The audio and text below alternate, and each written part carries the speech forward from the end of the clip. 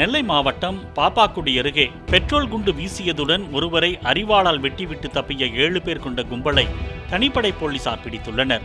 மைதீன் என்பவரது வீட்டில் பெட்ரோல் குண்டை வீசிய அந்த கும்பல் அந்த வழியாக வந்த மசூத் என்பவரையும் அரிவாளால் வெட்டிவிட்டு சிசிடிவி கேமராக்களை உடைத்துவிட்டு தப்பி ஓடினர்.